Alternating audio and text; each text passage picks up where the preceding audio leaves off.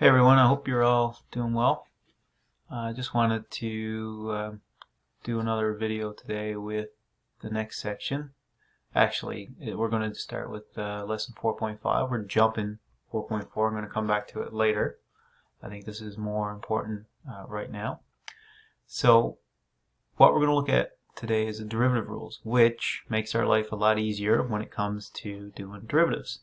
Because up until this point we've had to use that long and drawn out limit definition. So the derivative rules simplify that to an extent, especially the one we're going to look at in this video, which is mainly the power rule. There are 6, but really 3 are common sense. And I'm going to go through those quickly. You're going to see proofs. I may mention a line of the proof here or there as I go through them. But ultimately, you just need to remember the rule. The CPT may ask a proof question, and I'm going to come back to that later in the year to kind of give you a heads up of what proofs the CPT will ask, because they do narrow it down. But for now, for doing this section, don't worry about the proofs. Just remember the rule, and I'm going to show you how to use the rules. So the first one is called the constant rule, and what that means is, what's the derivative of a constant? Well, it's a quick proof. If it's a constant, it means there's no x values. So essentially, the number subtract itself gives you 0. So the derivative of any constant is 0. That's as complicated as it gets. Kind of the visual proof for that, we know that if an equation equals a constant like the number 2, it's a horizontal line, and the slope of a horizontal line is 0, which means the derivative is 0. Leibniz notation I'm going to use a little bit in this section, and it's just a different way to write derivatives. So instead of using like f of x equals, we would say the derivative of 2 equals 0. So we use each term rather than function notation. So you'll see a couple more examples where I'll use that. The next proof, very similar characteristics. Essentially this one is saying if you've got a constant that can be factored out of your function, well, the derivative is just the constant factored out of the derivative. So I'm not going to go into it much more than that. The next one, again, kind of makes sense when you think about it. The proof looks a bit tangly, and it is. It's a long proof, but the steps are kind of straightforward once you get your head around what a proof is. But essentially the next one says if you've got a bunch of functions added or subtracted, then the derivative is each of those derivatives added or subtracted. So this is the subtraction proof, or the difference proof. And I'll just scroll down through it. Essentially you plug in your blank notation and you group it, and at the end you group them together so you get the derivative f of x minus the derivative g of x. As I said, I'm not going to ask you for proofs in this course. Then the last one for today, this video, and the most important one, we're going to skip product proof, and we're going to skip quotient proof for this video, and I want to do the power rule. So the power rule is probably the most important derivative rule that we'll do. It gets us through most of our questions, and it's used in almost every other derivative calculation. And it's a pretty straightforward one.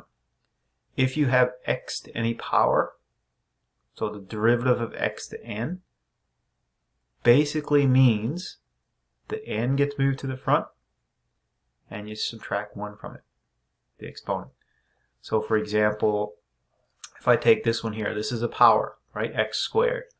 So the derivative of x squared based on this rule will be 2 goes in front, and we take away 1 from 2 to leave me with x to the power 1. That's a derivative. We've done that before using the limit definition. Now here it is using the power rule.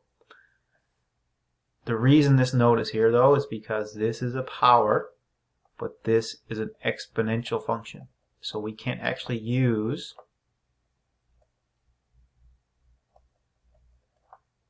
the power rule on exponential functions. Okay, we have a chapter later on that covers that. So we'll figure out a different way to do derivative of this. So it has to be a constant in the power. not a variable. And the proof, again, I don't want to stress it too much. What happens is you use the binomial theorem. When all this is written out, you see how this x to the n minus x to the n, those are the only two terms that don't have a h in them. So they cancel each other out.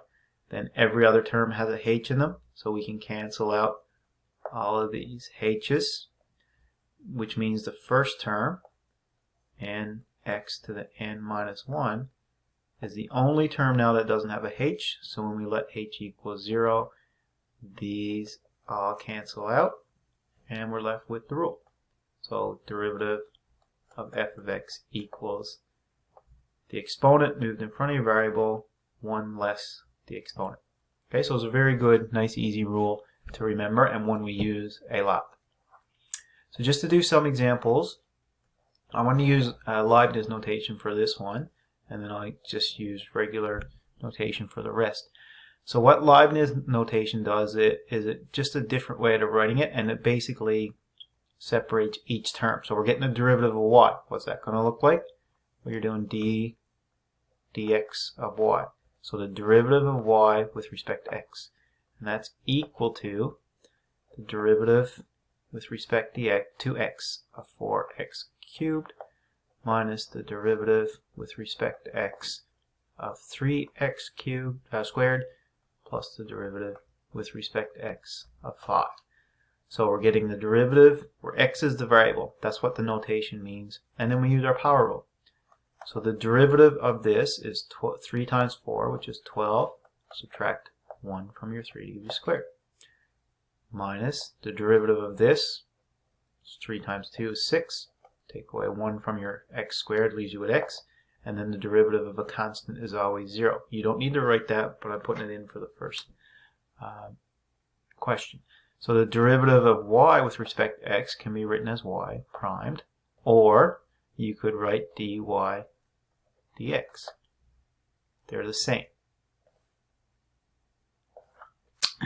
So that's Leibniz notation. It basically individualizes each term by putting a d dx in front of it.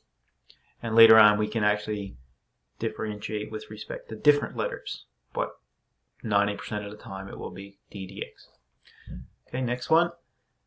So this one is not a power, it's a radical, but we can certainly change it to a power. Square root x is x to the half plus x cubed. So two different powers added. So now the derivative here would equal half moves in front. X 1/2 subtract 1 would be negative half. Plus 3 moves in front.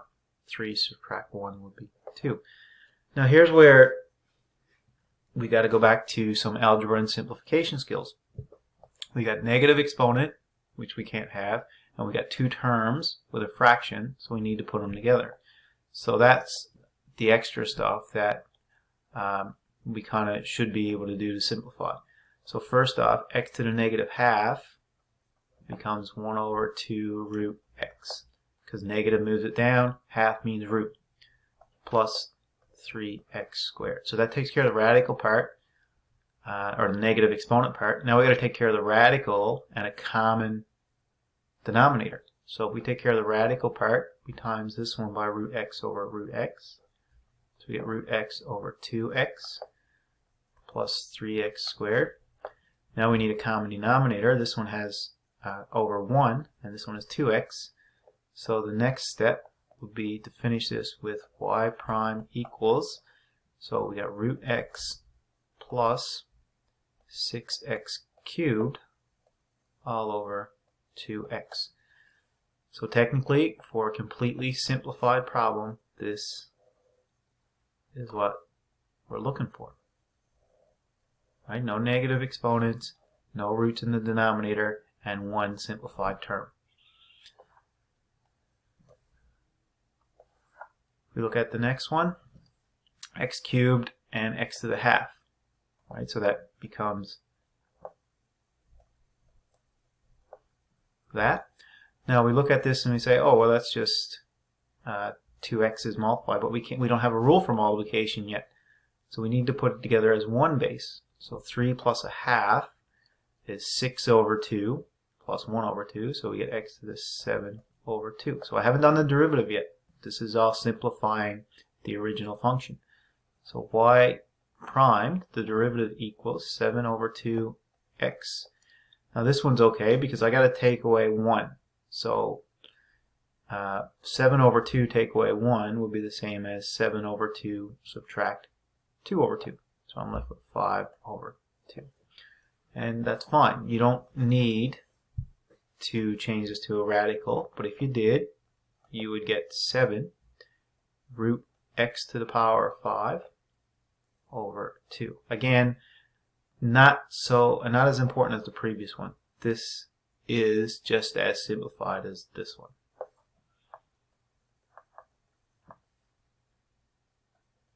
Just to do another one or two here. So this one here, what you have to note here, this is a constant. This whole last term. So even though pi is a symbol, it's still just a constant. So the derivative of this will be 0. But first, y equals x to the half plus, so the radical's on the bottom, I need to move it up and turn it to a fraction exponent. So we get 2x to the negative half, and then this, nothing we can do with this, it's a constant anyway. Now I do power rule for both of these. 1/2 x to the negative half plus, actually it's going to be minus because we're going to multiply, so negative half times 2 will give me negative 1x to the negative. So 1/2 take away 1 will give me 3/2. So just use the denominator. When you're taking away 1, it's essentially the denominator over itself. So that's what you're taking away. Now we need to work with this to get simplified form. So we have 1 over 2 root x in this one, minus 1 over, this is going to be square root cubed. So root x cubed. Now what's the LCD here? 2 root x cubed.